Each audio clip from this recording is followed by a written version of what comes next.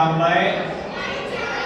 प्रिय विद्यार्थियों, हम सभी शिक्षा ग्रहण कर रहे हैं और शिक्षा की जो देवी है मां सरस्वती है।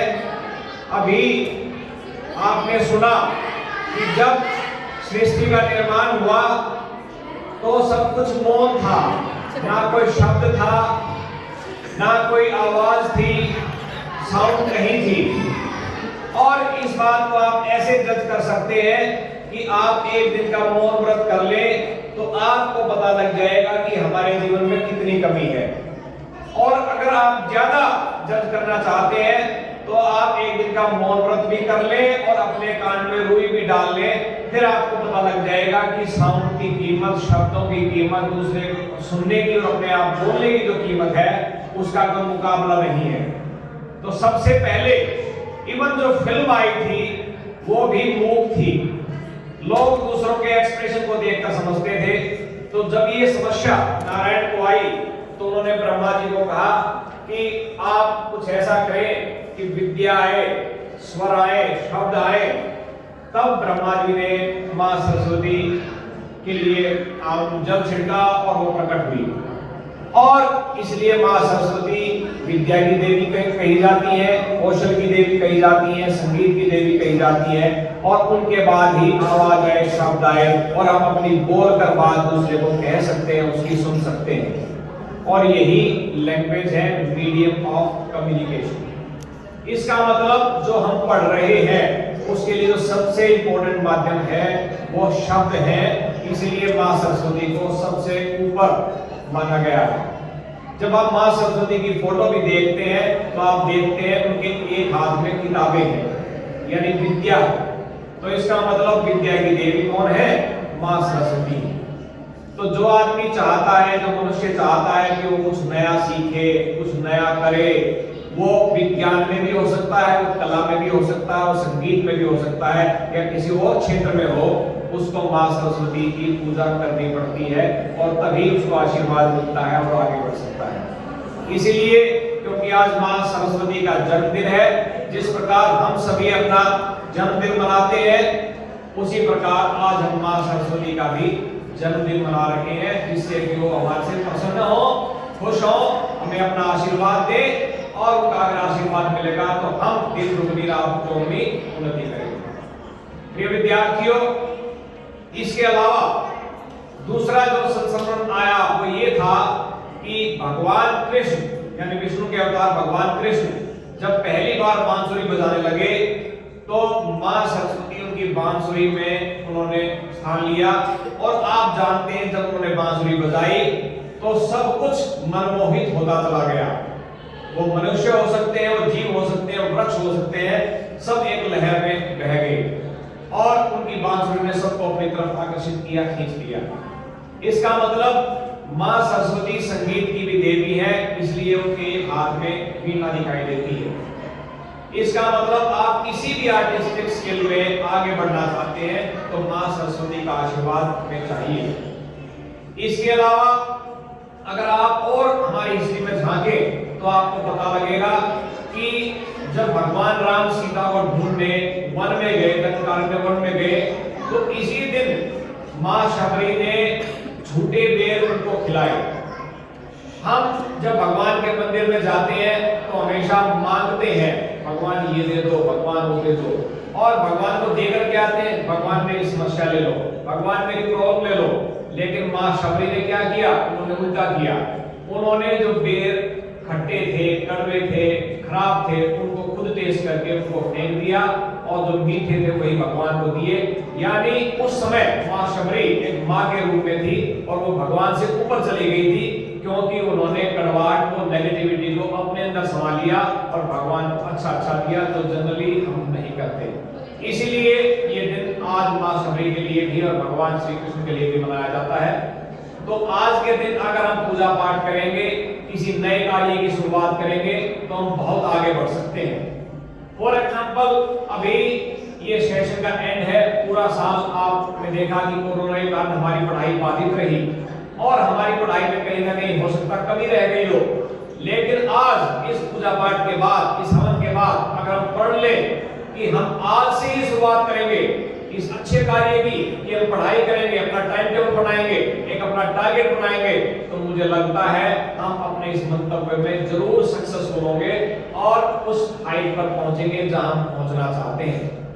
तो वसंत पंचमी के दिन मैं आप सभी के लिए मां सरस्वती से प्रार्थना करता हूं तो आपके ऊपर अपना आशीर्वाद बनाए रखें। जब भी आपको पढ़ना है, आप सुबह प्रेयर होती है तो उसमें मंत्र उच्चारण करते भी हैं, वो आप करके और अपनी पढ़ाई प्रारंभ कर सकते हैं और ये आप हर दिन कर सकते हैं। और आप सभी को याद भी है, मैं रिपीट भी कर रहा हूं, सरस्वती महाभागे विद्ये कमलोचने विश्वरूपे विशालाक्षी विद्यां देहि नमोस्तुते। यानी हे विद्या की देवी, मुझे विद्या का दान दो, मुझे बुद्धि दो, विवेक दो, समझ दो, विजडम दो, कि मैं सही और गलत में फर्क समझ सकूं और अपनी जो शिक्षा मैंने ग्रहण की है उसे अपने जीवन में मैं इंप्लीमेंट कर सकूं। क्योंकि ये शिक्षा का दिन है तो मैं विद्यार्थी की 5 जो क्वालिटी है उसके बारे में भी बोलूंगा। अगर आप आज से उनका पालन करेंगे तो आप बहुत अच्छा पढ़ेंगे और अपने टारगेट को अचीव कर पाएंगे। किसी को याद है विद्यार्थी के 5 लक्षण? विद्यार्थी के 5 लक्षण कौन से हैं? काकचेष्टा, पको ध्यानम, स्वान निद्रा तथैव च अल्पाहारी गृह त्यागी विद्यार्थी पंच लक्षणम। काक का मतलब होता है कौवा। जो कौवा होता है उसकी आपने बचपन में स्टोरी सुनी, तस्वीर करो। आप देखो कौवा प्यासा था, उसको पानी पीना था, पानी बहुत नीचे था पोर्ट में, तो उसने क्या किया, अपनी चोंच से पत्थर उठा उठा के उस मटके में डाले और जब पानी ऊपर आ गया तो उसने पी लिया। इसका मतलब कौवा प्रयास करता रहा, अपनी एफर्ट्स करता रहा और अंत में उसको सफलता मिली, यानी उसको पीने के लिए पानी मिला। इसका मतलब पहले बात से हम ये समझ सकते हैं कि हमारी जो एफर्ट्स होनी चाहिए वो किसकी तरह होनी चाहिए? कौवे की तरह। हमने हताश नहीं होना है, हमने अपने टारगेट के लिए लगे रहना है। जिस प्रकार एक मकड़ी गिरकर भी बार बार दोबारा अपने जाल पर चढ़ जाती है, उसी प्रकार हमने बार बार एफर्ट्स करनी है और करत करत अभ्यास के जड़मति होत सुजान, यानी बार बार आप प्रयास करेंगे तो कोई भी, चाहे वो पत्थर की तरह है, जिसका दिमाग, वो भी सुजान यानी बुद्धिमान हो जाएगा।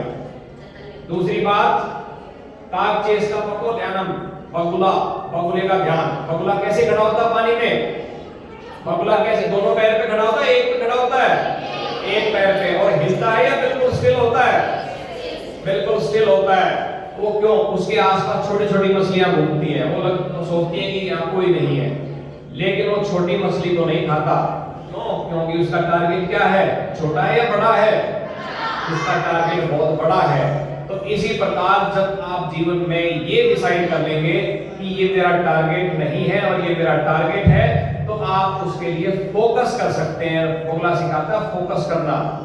अगर मुझे लगता है मेरे हाथ में मोबाइल है, मम्मा ने ऑनलाइन पढ़ाई के लिए दिया है और उसका प्रयोग मैं गेम खेलने के लिए करूं, कुछ और देखने के लिए करूं, तो इसका मतलब आपका फोकस हट चुका है। लेकिन उसी का प्रयोग आप अपनी शिक्षा के लिए करेंगे तो आपका फोकस सही रहेगा और आप अपने मंतव्य में जरूर सफल होंगे। नेक्स्ट क्या है? काकचेष्टा पको ध्यानम, स्वान निद्रा। स्वान का मतलब जो कुत्ता होता है वो सो रहा होता है। आप जैसे दरवाजा खटखटाएं, बेल बजेगी, कहीं आहट होगी तो एकदम खड़ा हो जाएगा, खड़ा हो जाता है ना। इसका मतलब वो क्या होता है? Mentally alert. इसका मतलब जब भी कोई अच्छी बात हमारे आस पड़ोस में हो रही है, मम्मा कुछ बता रही है, पापा बता रहे हैं, भाई या बहन बता रहा है, टीचर बता रही है, या हम अपने आसपास कोई अच्छी चीज देखते हैं, जैसे आज प्रोग्राम को हमने देखा, तो हम इतने मेंटल अलर्ट हों, अपनी बातों में मशगूल ना हो कि हम उस बात को फट कैप्चर कर लें कि ये मेरे काम की है और ये मेरे काम की नहीं है। इस दुनिया में लोग गाली भी देते मिलेंगे और अच्छी बातें देते भी मिलेंगे, तो मुझे देखना है कि मैं कितना अलर्ट हूं और मैं कैसे चीजों को पिक करता हूं। जो मेरे काम की अच्छी चीज है मैं उसको पिक कर लूं, इतनी मेंटल अलर्टनेस की जरूरत है। और चौथा अल्पाहारी। अल्पाहारी का मतलब कम खाने वाला। देखिए हमारे शरीर में 5 इंद्रियां हैं। अभी सबसे पहले जब मैंने भाषण शुरू किया तो आपने तब बात की कि पहले शब्द नहीं थे, बोलकर हम अपनी बात नहीं कह सकते थे, हम सुन नहीं सकते थे। इसका मतलब हम सभी इंद्रियों का यूज नहीं कर रहे थे। अब यहाँ वही बात आ गई अल्पाहारी। अल्पाहारी का मतलब है पांचों इंद्रियां कुछ ना कुछ लेना चाहती हैं। जब वो लेना चाहती हैं तो उनकी एक लिमिटेशन है, वो कितना लेंगी। तो आपने देखना है कि जो अच्छी अच्छी चीजें हैं वो हम सुन भी लें, वो देख भी लें, उसको अपने हाथ से कर भी लें, उसको फील भी कर लें, और जो खराब चीजें हैं उसको छोड़ दें। तो ये चॉइस हमने अपने आप स्वयं करनी होगी, इसको कोई दूसरा नहीं बता सकता। तो इतना हमें ध्यान रखना है कि हमने क्या सेट करना है, कैसी इनपुट लेनी है, क्योंकि कंप्यूटर क्या कहता है, जैसी इनपुट होगी वैसी output, garbage in garbage out. तो आपको अपनी इनपुट स्वयं तय करनी पड़ेगी, हमें क्या चाहिए। और लास्ट क्या है, गृह त्यागी, घर को त्यागने वाला। इसका मतलब, घर का मतलब है हम सोफे पर पड़े हुए टीवी देख रहे हैं, पढ़ नहीं रहे, यानी हमें अपनी कंफर्ट जोन से बाहर आना पड़ेगा। जीवन बड़ा अच्छा लगता है, किसी के हाथ में चिप्स का पैकेट है, कुरकुरे का, और सामने टीवी चला हुआ, कार्टून देख रहे हैं या अपनी मर्जी की फिल्म देख रहे हैं, लेकिन उस सोफे को, उस टीवी को, उस ऐशो आराम को, सबको छोड़कर जब आप अपनी पढ़ाई के लिए काम करेंगे तो आप अपने आप ही ये पांचों जो गुण है विद्यार्थी के पूरा कर लेंगे। और जिसमें 5 गुण हैं, उस स्टूडेंट को, उस विद्यार्थी को कोई भी आगे बढ़ने से रोक नहीं सकता। विद्यार्थी का मतलब ही क्या है, विद्या को पाने वाला, विद्या के लिए इच्छुक। तो अगर आप ये 5 क्वालिटी अपने आप में आज से इम्बाइब कर लेंगे तो आप देखिए आने वाले जो एग्जाम्स हैं उसमें भी आपकी परफॉर्मेंस ऊपर चली जाएगी। जब एक बच्चा विद्यालय में आता है तो हम उससे 3 चीज एक्सपेक्ट करते हैं। पहली चीज कि वो पढ़ाई में बहुत अच्छा हो, दूसरी चीज कि जब उसको स्टेज पर, मंच पर दूसरों के सामने खड़ा कर दिया जाए तो वो उसके पास कुछ ना कुछ टैलेंट होना चाहिए। वो कुछ बजाकर दिखा सकता हो, वो कुछ बढ़िया भाषण दे सकता हो, कविता सुना सकता हो, डांस करके दिखा सकता हो या गा सकता हो। दूसरा ये है। और तीसरा क्या है, स्पोर्ट्स। जब आपको ग्राउंड में छोड़ दिया जाए तो आप वहां जाकर कुछ खेल कर दिखाएं, अच्छा करके दिखाएं और फिजिकली फिट रहें, because healthy mind lives in a healthy body.